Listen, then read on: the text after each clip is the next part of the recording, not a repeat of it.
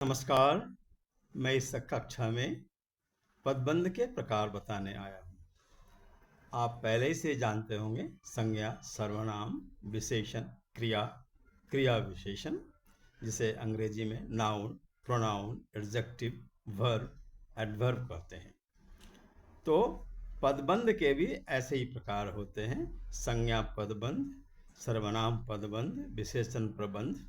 तो आज मैं आपको संज्ञा पदबंध बताऊंगा। तो इसके पहले जो मैंने आपको पदबंध के बारे में बताया था, तो मैं पुनः आपको याद दिला दूं कि पदों के समूह को पदबंध कहते हैं। आज मैं आपको बता रहा हूं संज्ञा पदबंध। संज्ञा पदबंध। संज्ञा नाउन। और फिर से याद दिला दूं कि जब तक कोई शब्द वाक्य में प्रयुक्त नहीं होता है, unless a word is used in a sentence, that is not पद, and the moment it is used in a sentence, that becomes पद।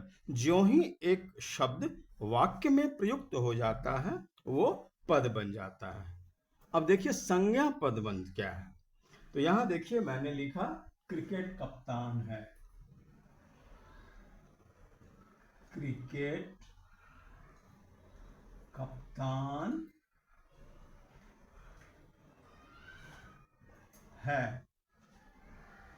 तो देखिए कौन क्रिकेट कप्तान है, यहां नहीं लिखा हुआ है। कोई ना कोई तो क्रिकेट कप्तान होगा, कोई नाम देना होगा, और नाम संज्ञा। Name of person, place and thing are noun. स्थान, व्यक्ति, वस्तु का नाम जो होता है उसे संज्ञा कहते हैं। तो मान लीजिए मैं यहां पर एक नाम दे देता हूं कि वो कप्तान है, तो वो तो एक शब्द होगा, तो एक ही पद होगा, तो पदबंध नहीं होगा। पदबंध होने के लिए एक से ज्यादा शब्द चाहिए, वो शब्द वाक्य में प्रयुक्त होंगे तो पद बनेंगे। तो एक नाम देने से संज्ञा तो होगा, पदबंध नहीं होगा। अब देखिए मैं लिख रहा हूं झारखंड, रांची,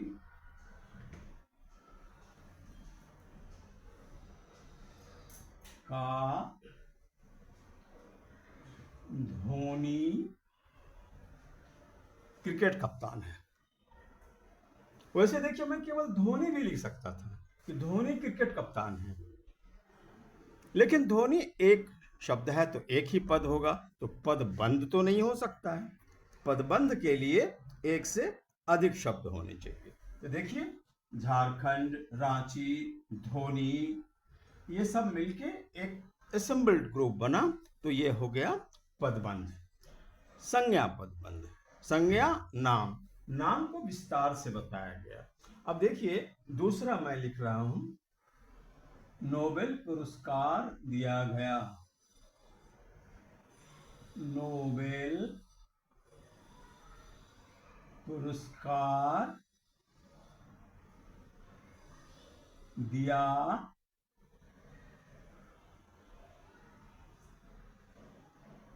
गया। अब आपके मन में बातें हो रही होंगी, किसे दिया गया? मदर टेरेसा को भी दिया गया है, डॉक्टर अमर्त्य सेन जी को भी दिया गया है। अगर मैं लिखता हूं मदर टेरेसा को नोबेल पुरस्कार दिया गया, तो यह पदबंध नहीं हो सकता है, एक ही पद है, संज्ञा है। मदर टेरेसा एक नाम है, संज्ञा है, लेकिन वो पदबंध नहीं हो सकता है। पदबंध के लिए एक से अधिक पदों का होना जरूरी है, और वो संज्ञा के रूप में प्रयुक्त हो। तो जैसे मैं लिख रहा हूं गीतांजलि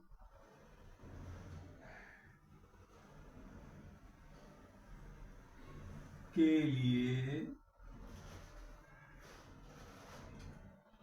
गीतांजलि के लिए टैगोर को नोबेल पुरस्कार दिया गया। मैं टैगोर लिख सकता था, लेकिन टैगोर एक पद है, संज्ञा जरूर है, वो पदबंध नहीं होता। अब देखिए क्या क्या लगा, गीतांजलि के लिए टैगोर को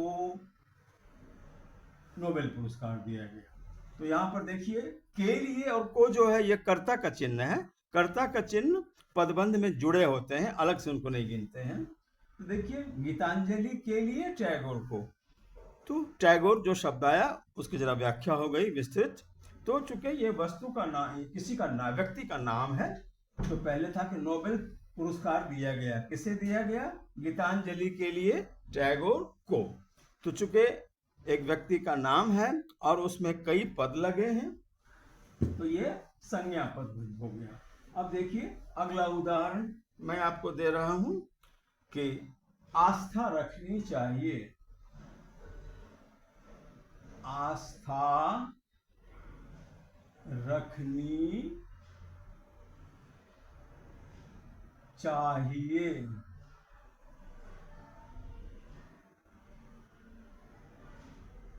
आस्था रखनी चाहिए।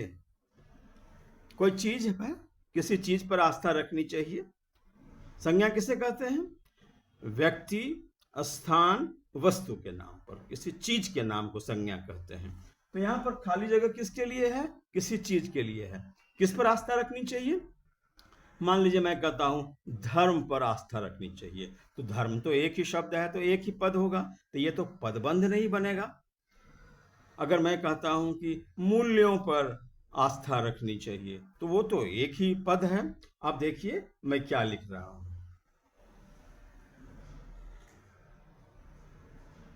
भारतीय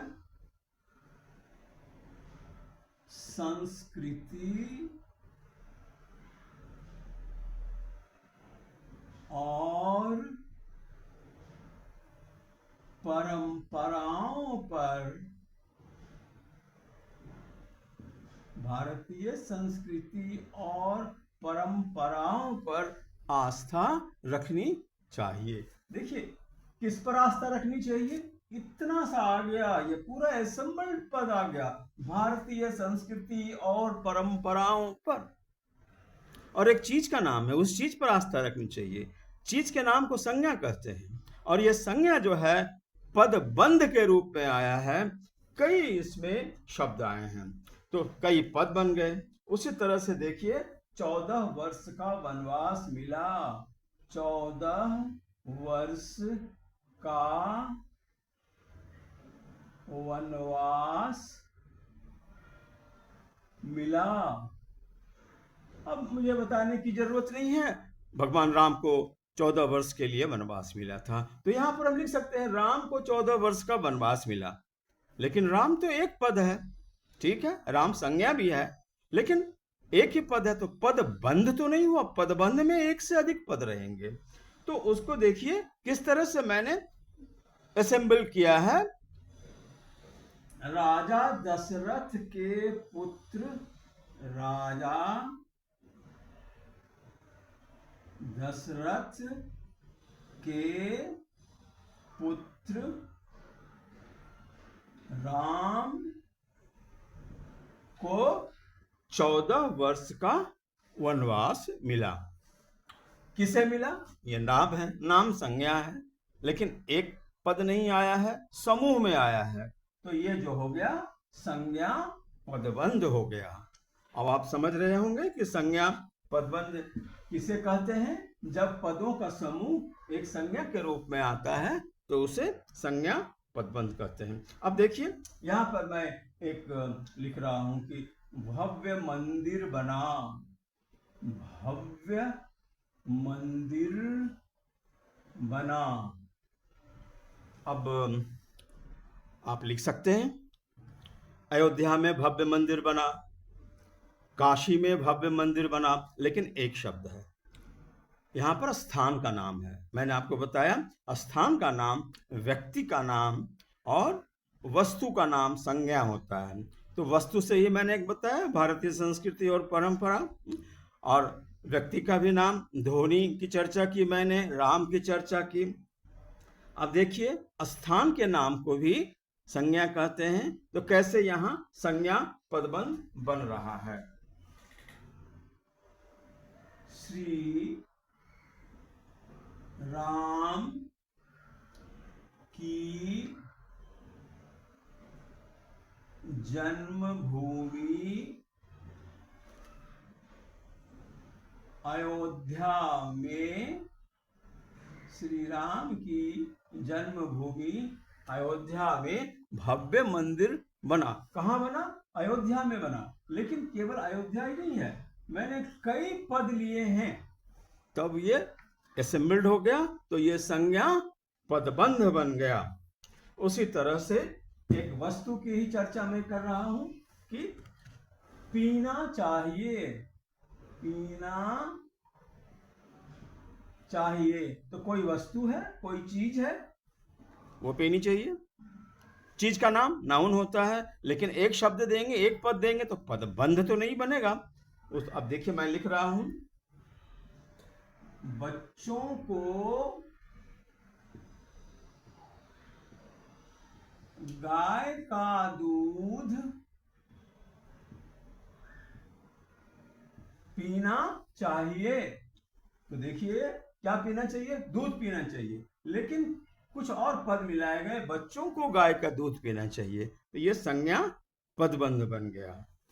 तो आप लाइक कीजिए, फॉरवर्ड कीजिए, कमेंट जरूर कीजिए। कमेंट इसलिए कीजिए कि मैं और अच्छा से अच्छा वीडियो बना सकूं। अगर आपको बहुत स्पष्ट नहीं होता है, किसी भी तरह का भ्रम है, कंफ्यूजन है, तो आप कमेंट लिखिए, सब्सक्राइब कीजिए and be curious to learn Hindi grammar.